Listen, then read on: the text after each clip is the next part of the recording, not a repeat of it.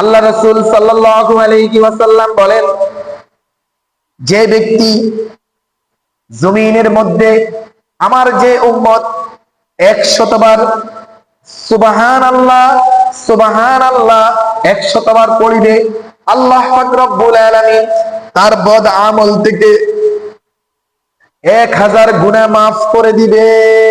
সুবহানাল্লাহ।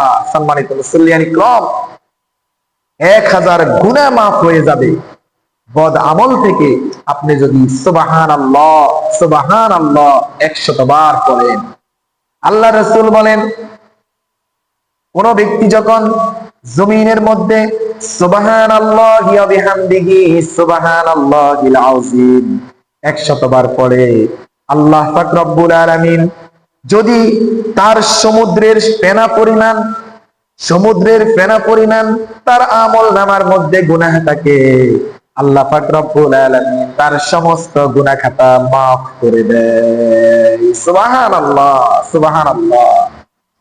সম্মানিত মুসল্লিয়ান ইকরাম, আপনি যখন ইস্তিগফার পাঠ করিবেন, আপনার কলব নামক একটি হৃদয় আছে, ওই কলবটাকে গুনাহ করতে করতে বান্দা কালো করে ফেলায়। আর যখন বান্দা ইস্তিগফার পাঠ করে আস্তাগফিরুল্লাহ আস্তাগফিরুল্লাহ করতে থাকে, আল্লাহ পাক রব্বুল আলামিন তার কলবটাকে পরিষ্কার করে দেয়। আল্লাহ রাসূল বলেন, যখন ওই ব্যক্তি সুবহানাল্লাহ ইস্তিগফারের পরে সুবহানাল্লাহ সুবহানাল্লাহ করতে থাকে, আল্লাহ পাক রব্বুল আলামিন আল্লাহ তাআলার ওই গোলামের কলবের মধ্যে নূর পয়দা করে দেয়, মানে আলো পয়দা করে দেয়। সুবহানাল্লাহ। সম্মানিত মুসল্লিয়ান ইকরাম, এত গুরুত্বপূর্ণ আমল আপনারা যদি ধরেন, ইনশাআল্লাহ আল্লাহ পাক রব্বুল আলামিন আপনাদেরকে ক্ষমা করে দিবে।